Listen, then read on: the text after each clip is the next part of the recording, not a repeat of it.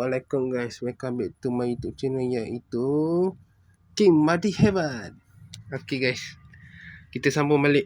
Kita buat kat sini juga, tapi menghadap tu. Nampak tak ni? Yang ni saya akan letak kat sini, kat mana-mana, supaya yang apa tu, muka saya tu boleh nampak kat saya. Okay, jadi jom kita start. Nampak tak guys? Nampak kan? Sekejap saya betulkan. Rumah sebesar lah. Bukan rumah sebesar lah. Bukan. Jadi kat sini saya akan buat macam ni. Okay. Jadi kat sini ni je Okay, nampak tak? Kita nampak. Okay, yang ni second trip. Abdomen bahagian bawah. Yang bawah sini. Ni dengan ni. Dua-dua ni. 4 pack bawah.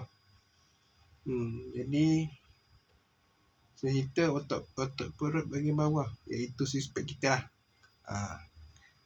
Bab pemakanan nanti saya jelaskan. Okay, kita start dulu. Okay, start dulu Tengok macam mana saya buat. Okay, kita buat dalam 20 rep, 3 set.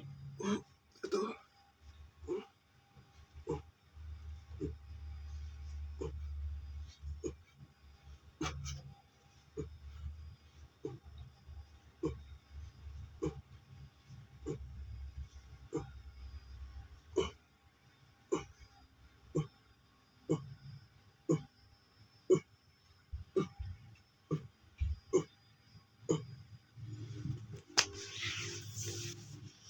Sekejap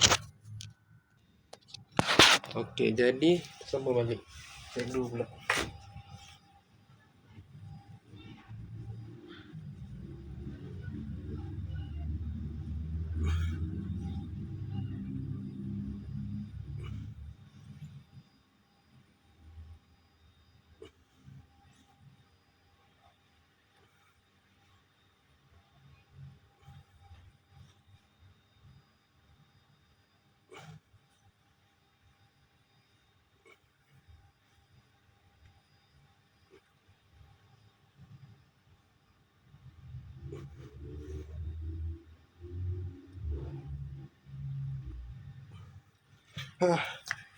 Okay guys.